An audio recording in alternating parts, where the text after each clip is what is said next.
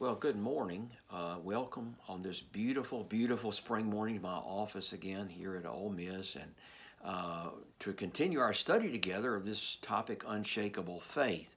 And this morning, our topic is faith in the unseen and the impossible. Faith in the unseen and the impossible. So, like I always do, I'm going to encourage you to pause the video if you don't have all your stuff together and get a Bible, something to write with maybe. And if you got the email with the attachment, the handout, I think you'll enjoy having that by your side as we work through today's lesson. So just pause me right here and then come back when you get all ready and settled and relaxed, and we'll continue our study together.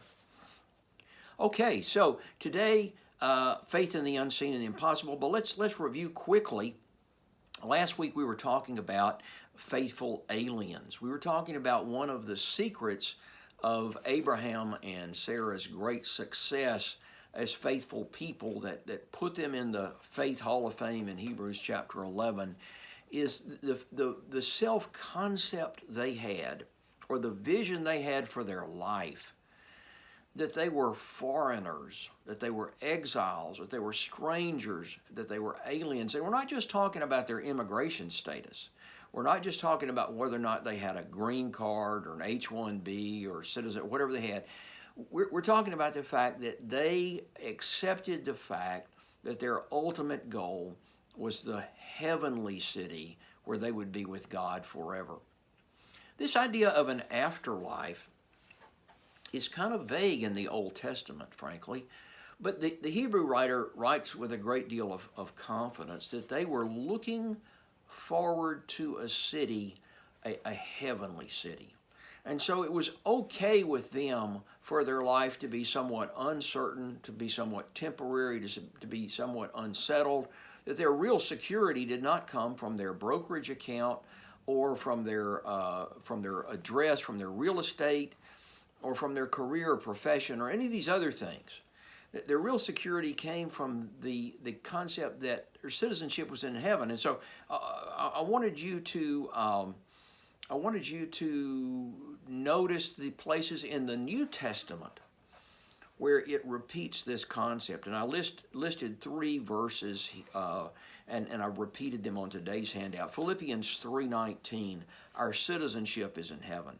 1 Peter 1:17, live out your time here as foreigners in reverent fear. 1 Peter 2:11, I urge you as foreigners and exiles to abstain from sinful desires which war against your soul.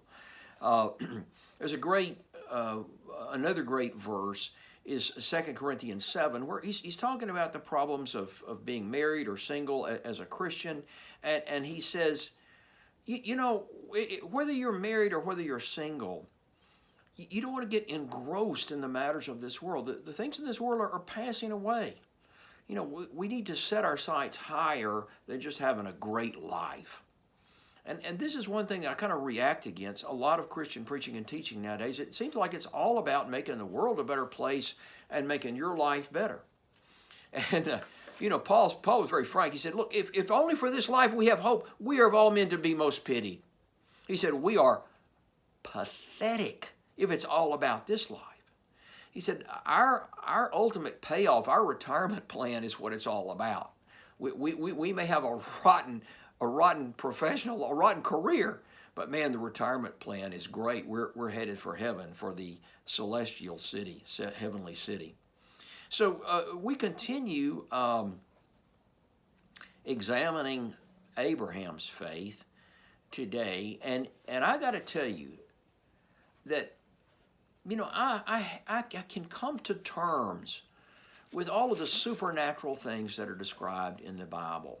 A lot of people, they want to know this great fish that swallowed Jonah. Is that biologically possible? What sort of fish was that? Was it a whale? No, probably not. Was it a fish? What kind of fish? Could a fish swallow? Could a person live inside a fish?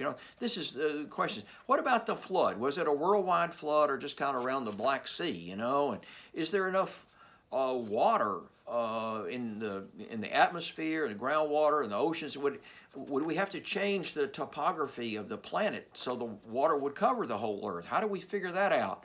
And then there's this thing about creation. Was it 7 24-hour days? I don't think so. But anyway, how did God do that? Creation. And that we have to, we struggle with that. How did Jesus feed, these great multitudes, just a little bit of food? What do you think he did there? What's the mechanism? I'm at peace with all that. I can pretty much rationalize all that in my mind. But today's story is one that every time I read it, my first reaction is, this is crazy. This doesn't make any sense to me at all. I don't see how this works. I don't get it. So here we are. Let's just read today's text. This is in the box on your sheet here. By faith, Abraham, when God tested him, offered Isaac as a sacrifice. He who had embraced the promises was about to sacrifice his one and only son, even though God had said to him, "It is through Isaac that your offspring will be reckoned." Abraham reasoned that God could even raise the dead, and so, in a manner of speaking, he did receive Isaac back from the dead. Now, the writer of Hebrews assumes that you and me, the readers, know all about the Old Testament, and we know all about Abraham and the story of him offering Isaac. Is this a reasonable assumption for him to make? Well, I don't know about you, but for the first century readers of Hebrews, these were Jewish Christians, and they were getting very discouraged with Christianity and kind of thinking about, well, maybe we should just be Jews again and just go to the synagogue and not, encounter all of this additional persecution we get for being Christians. So since they were people that had grown up in the Jewish faith, they really were masters of what we call the Old Testament scriptures. Back then they just called them the scriptures. And so a lot of the material in Hebrews, I'm going to say, 4 through 9, that is really dense stuff about the sacrificial system they had in the Old Testament, about Melchizedek, this strange character. That was all stuff that they had down pat. And when you started talking about Abraham and Sarah and Isaac and Rebekah and Jacob and Rachel and Leah and Joseph, this was like talking to them about their own family. It's just like me asking you to tell me about your how your parents met, or your Uncle Bob, or what your grandfather did during the war. You know all this stuff. It's part of who you are. And I have to confess that sometimes I get a little details mixed up once I get past my, parents, get my grandparents. I know all this stuff. In fact, I've got a lot of it written down. But sometimes I get a couple of details mixed up. And then my great-grandparents, I'm trying to get a better handle on their lives and who they were and, where they lived and all these things. And I know most of it. If you give me a little help, I could pass the test. That's what I'm trying to say. But we really ought to know this stuff about Abraham, because he's our spiritual father, and it's part of who we are as Christians. So if you go back to, here's your cheat sheet in case you don't know all this stuff. On the back of today's handout, or page 2, however you print it out, is Genesis 22. So it's talking about Genesis 22. And it starts off and says, God tested Abraham. And God just gives him a simple instruction. He says, take your son. Now, it turns out that, Abraham had another son by another woman named Ishmael. God said, take your son, your only son, whom you love, Isaac. No question about who that is. He gave me a social security number practically. And go to the region of Moriah. Sacrifice him there as a burnt offering on a mountain I will show you.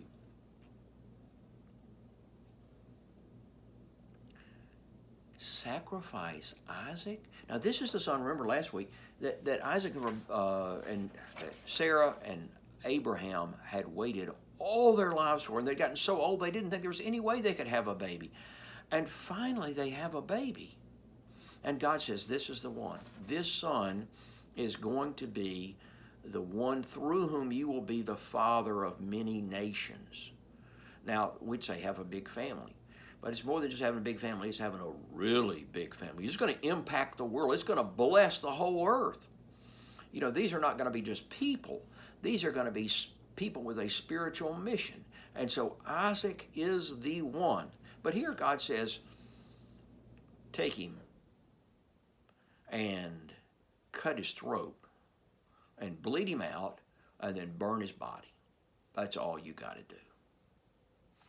So it says, Abraham, next morning, gets up, gets loaded up, heads out. I think this is crazy. Having been a father, I don't see any way. If God ever told me to do something like this, I think I would say, God, we need to talk.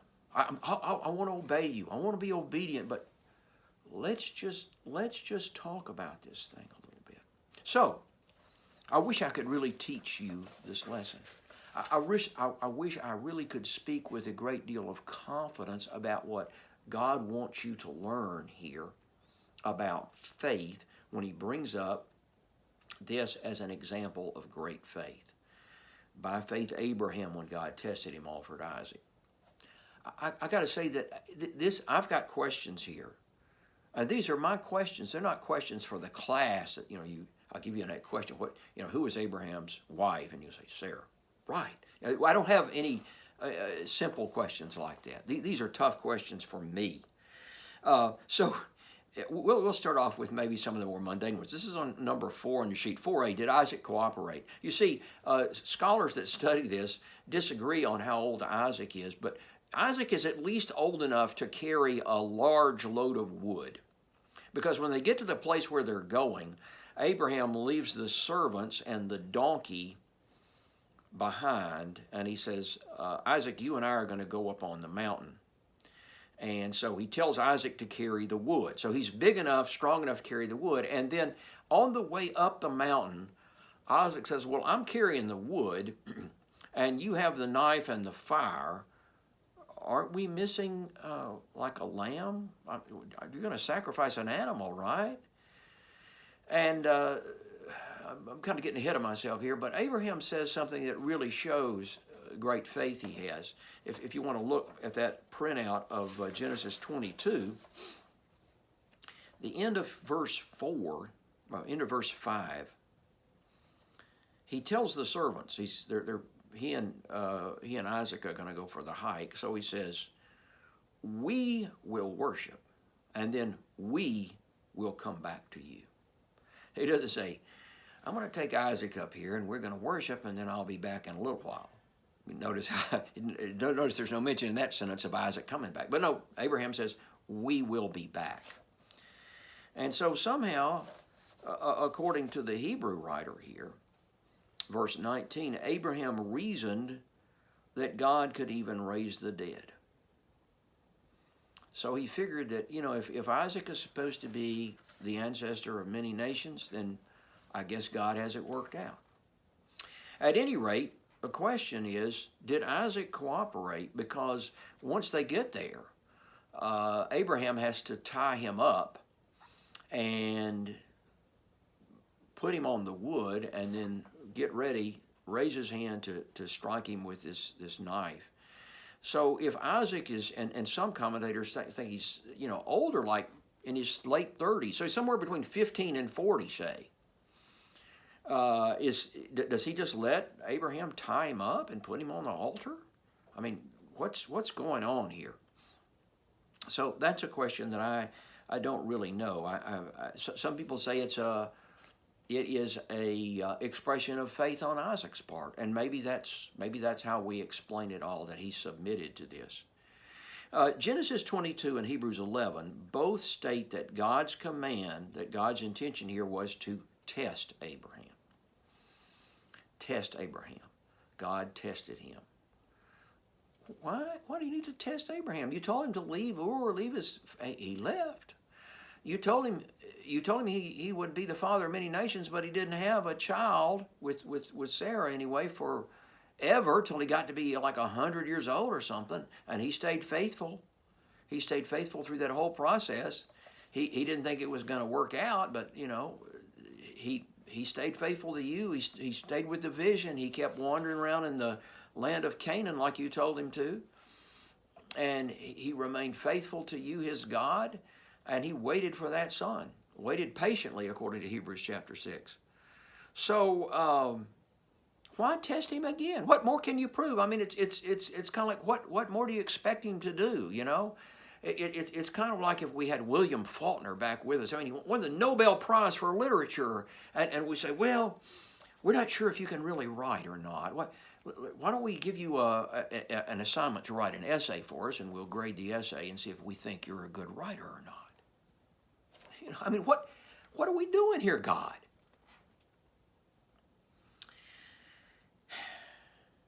How could God command child sacrifice when he strongly forbids it so many times in other places in the Old Testament? There are 3 places in the book of Jeremiah alone where God condemns the children of Israel for imitating their Canaanite neighbors and sacrificing their children on the altar. He said, I didn't tell you to do that. It didn't even enter my mind for you to do something this hideous. This is an abomination. It's a perversion for you to offer your children as a burnt offering, as a sacrifice. This was really common practice, evidently, among the pagan people that lived in modern-day Israel, Jordan, before the Israelites came in. They worshiped many different gods. Among them were Baal and Ashtoreth, and infant sacrifice was a big part of their religion. And that just makes my stomach churn. I hope it makes yours churn. However, you know, you got to say one thing for these folks. If they sacrificed a baby, they thought they were doing it to worship Almighty God. They weren't doing it the way modern day man does it, through abortion for his or her own convenience. It's not an act of worship at all. It's an act of taking care of myself first rather than my child.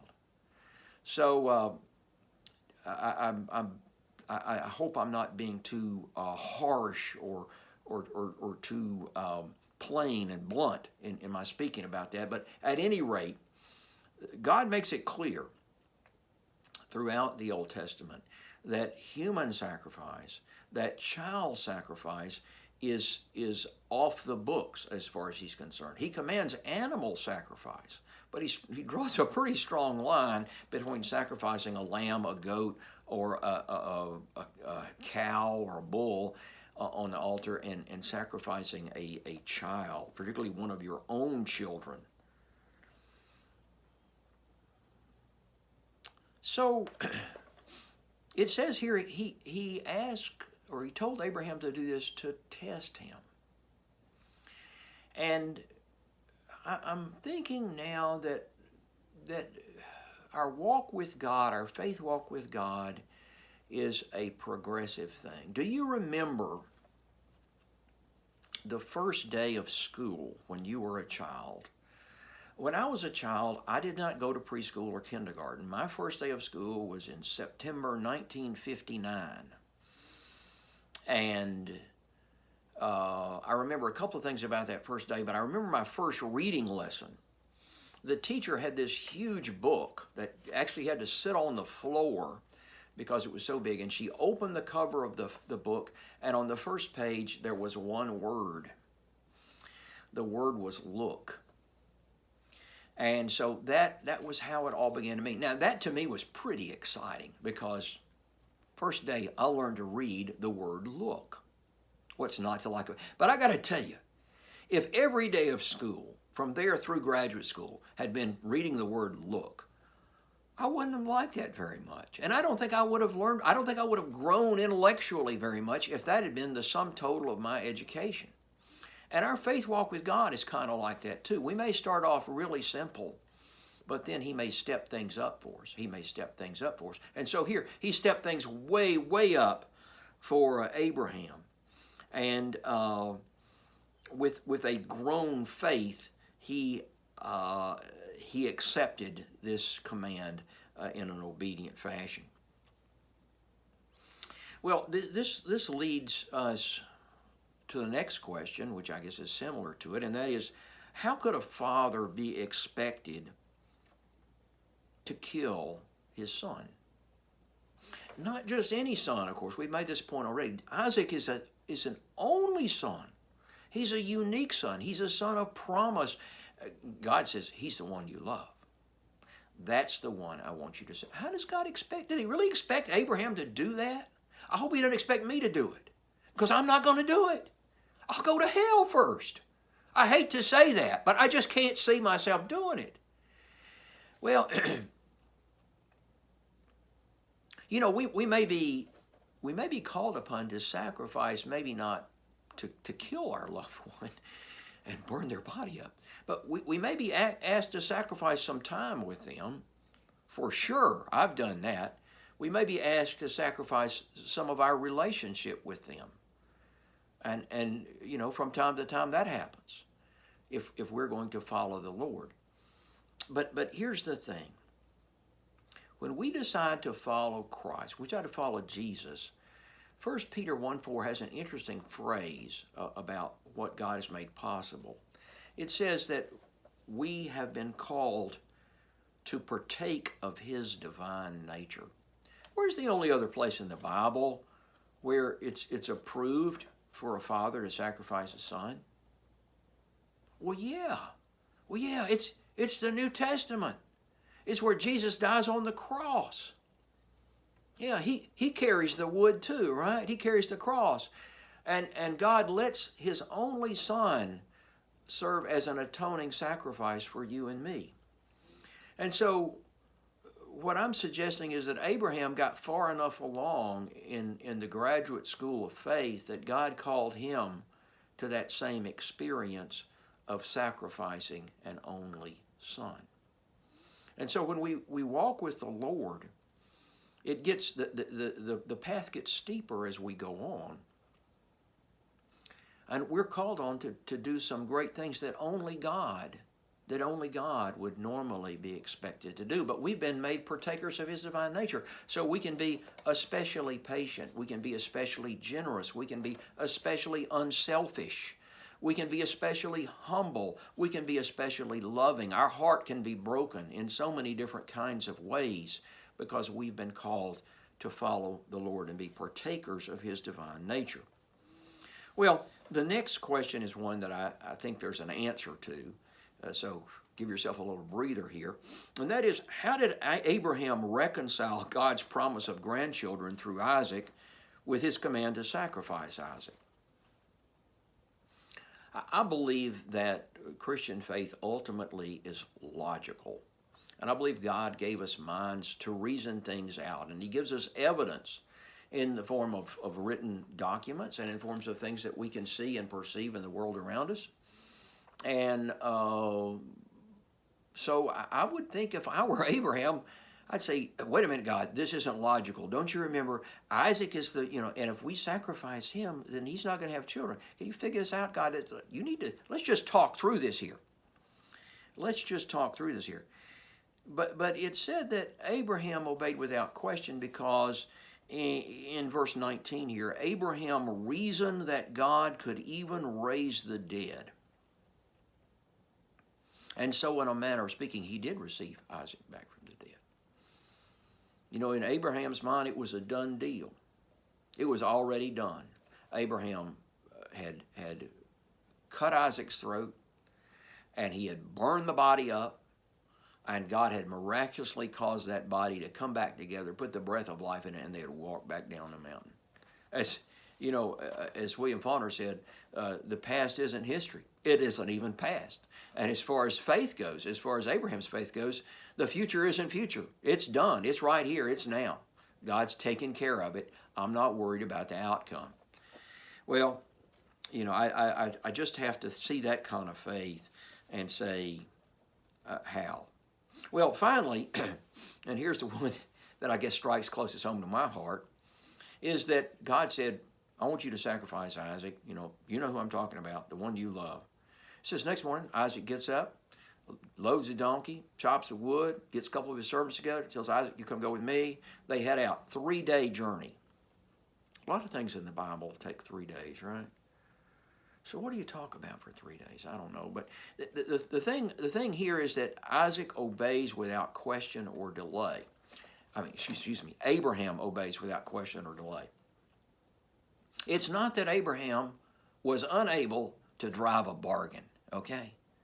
If you look back at Genesis 17, for example, and God says, you and Sarah, you're going to have a son. And Abraham laughs. He says, that's the craziest thing I've ever heard. There's this boy Ishmael over here. He'd work. Let's just use him, God. He's a son of mine. I've circumcised him. Hey. And God said, no. It's going to be Isaac. So, Abraham tries to sell God on a different idea. But the real example is the next chapter, Genesis 18, where God says to Abraham, he says, people down there in Sodom and Gomorrah, they're really, really wicked. I'm just going to destroy those cities off the face of the earth. And Abraham believes God that he means what he says. And so he says, well, suppose there are 50 righteous people down there. You don't have to destroy the whole city if there are 50 righteous people, are you? God says, well, I guess if we could find 50 righteous people, we could save the city. And so Abraham just bargains, just dickers him down, finally gets him down to 10 righteous people. Abraham could negotiate, but he didn't. He just obeyed. So my interpretation of this fact is that by the time we get to Genesis 22, Abraham has what we call big boy faith. It's really grown up. And it's if God says do it, we'll do it. I'm sure that it's got it all worked out in the end. Amazing. I think it's easy for us to kind of retire from faith. We used to do great things as far as faith goes, but now we've achieved a certain level in life where we've got a life insurance policy, we've got some investments, or we've got our friends, we've got our children, and we've got our spouse, and we don't have to get down on our knees and pray to God to help us pass that next exam, or to find a job, or to be able to make our next car payment. We've got that taken care of. And so thanks God, we've got it covered, and that kind of desperate faith where we're hanging on to God with both hands, we don't do that so much anymore because we've achieved success. And that's where Abraham was, because he and Sarah had finally had that baby boy. And so, it was great. Their faith had paid off. And God said, no, you're not done yet. We're going to move things up a level. We're going to move it up. We're going to make it even tougher, and you're going to do it, Abraham. I know you can do this. So that's kind of big boy faith.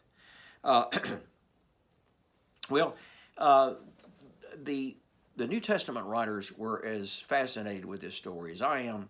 James works on it some, and the last question on your sheet deals with James' comments on this particular episode in the life of Abraham. I'm going to give that to you for homework. I appreciate your involvement in our study. I hope that you'll continue to pray for other people in our class. I'm praying for you, and I look forward to being together. We're going to have a Zoom fellowship this Sunday afternoon. I'm going to send you a link. We'll just be together for 30, 35 minutes and just tell us what your family is doing. So everybody in the international class, I'll be sending that Zoom link out. I believe the time we mentioned earlier was 2 or 2:30. I'll check that, and we'll have the time on the announcement. So I hope you can spend a little bit of your Easter egg time with us this Sunday afternoon. We'll look forward to being with you then.